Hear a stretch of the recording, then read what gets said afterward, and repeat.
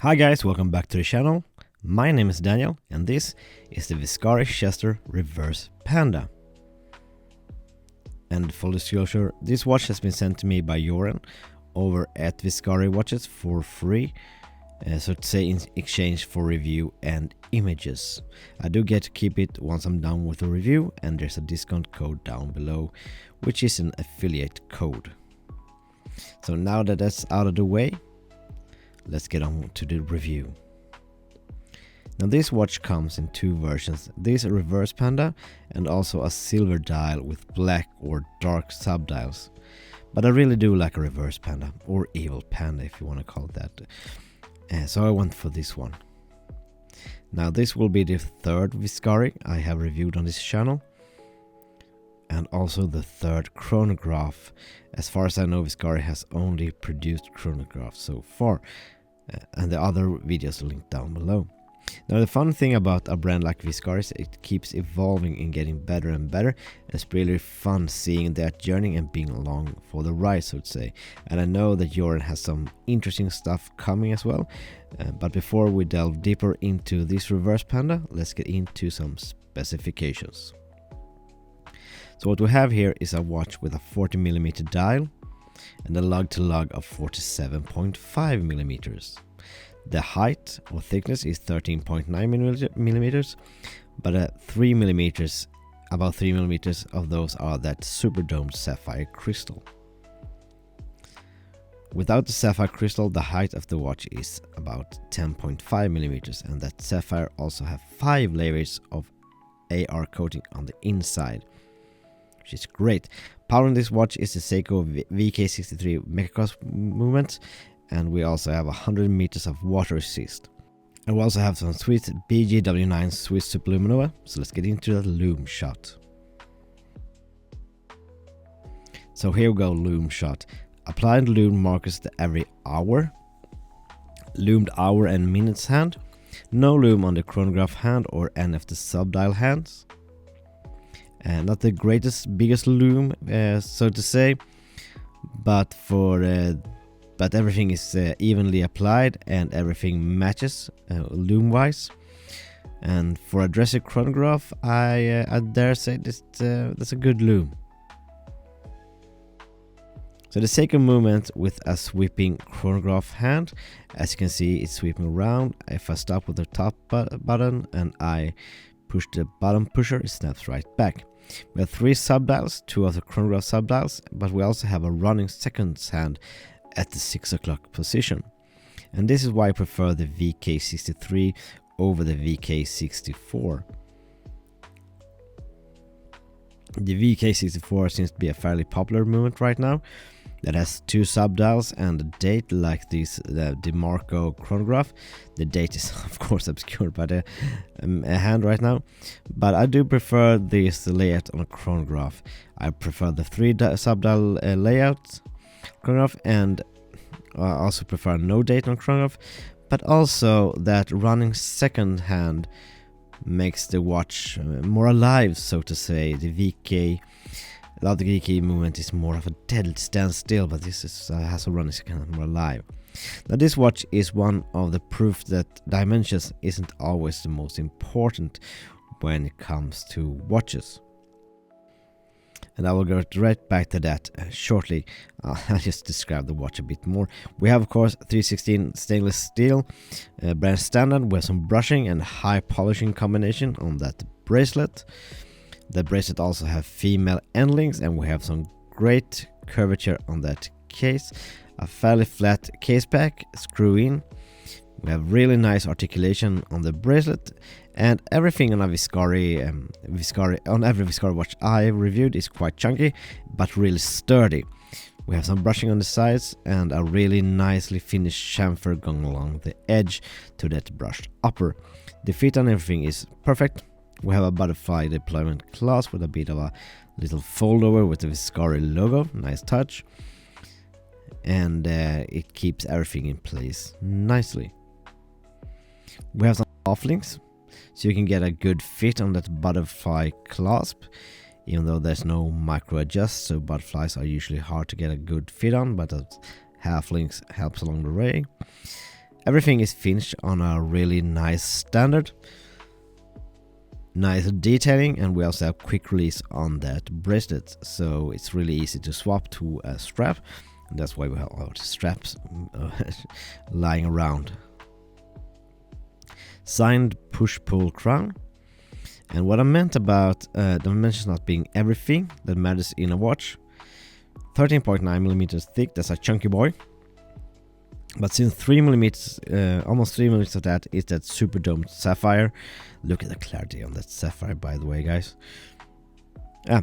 It wears way flatter than it would suggest, and 47.5mm lug to lug. That's for my wrist, that's quite big. 47, 48, that's about the max for my wrist anyway. But look at the curvature of the case of the lugs, and also the female endlings makes it wear a bit smaller. Also look at the dial layout. We have that quite thick chapter ring, a minutes ring, and that black part of the dial is quite small, making it visually wear smaller. The matte black is also kind of a matte black, which is really nice, and it makes cool effects in different lights. All in all, it's there's no sharp edges anywhere. Everything is finished to a high standard. Really tight fit on that bracelet, by the way.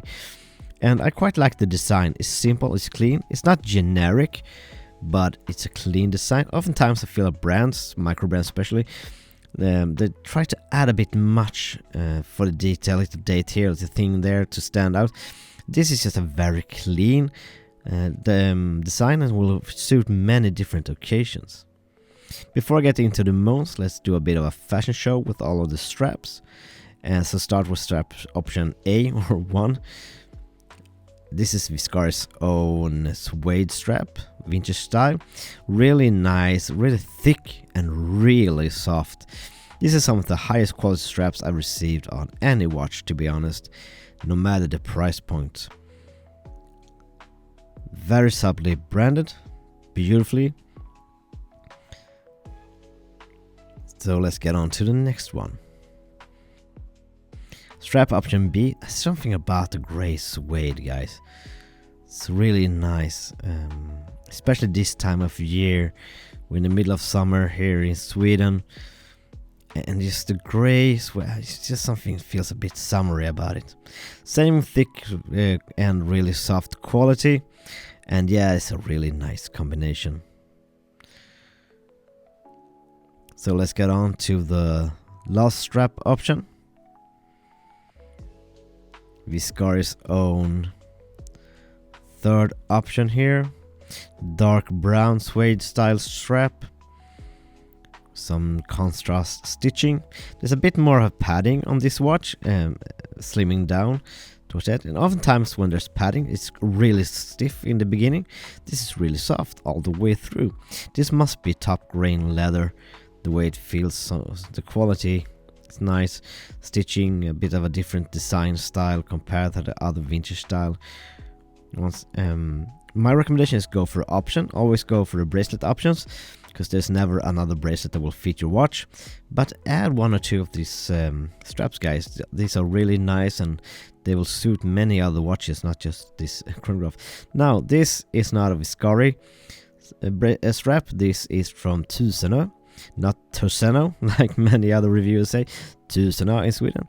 Also a suede strap, a moss green kind of suede strap. And yeah, this watch is what I would call a strap monster. It will look good on anything that I put on it so far. Look how nice, isn't that? Now back to the review, guys. So, what mounts might I have? Well, a couple of minor things. The polished middlings won't pay to anyone's taste. I like it for this style of watch. No, not really. I think it's a nice deployment clasp, but yet it's a deployment clasp. I would prefer a fold over or a more clasp to the tape with a on the fly adjustment. And also, since the watch itself is quite substantial, a clasp would have made a better counterbalance to the watch itself. Also, there's no micro adjust, so it will be more challenging getting a tight fit. The silver and sub dials, to me personally, I don't really like silver on my watches, guys. You know this by now. Had it been more of a white subdials, that would have been nicer for me. It looks good, but that's personal taste. The biggest moan is the hands. I find them too small, and to be honest, they're a bit. If there had been more lume to them and they've been bigger, they would have been easier to read. Now, in some lights, it's a bit hard to read the watch.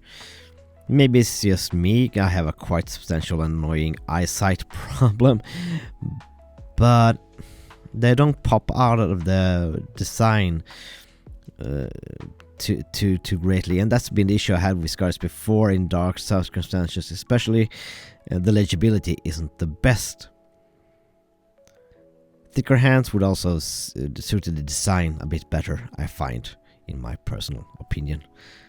So that's all that's left to do now is put it on my roughly 16.5, now that it's warm, roughly 17 centimeter wrist. By the way, guys, the clarity on that crystal is great. I'm surrounded by big windows and it's really bright, and yet the clarity is awesome on this watch.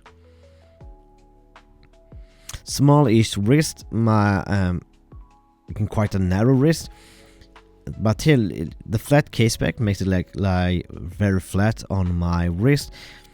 And look at those curved lugs, hug the wrist nicely, makes the nice wear really good.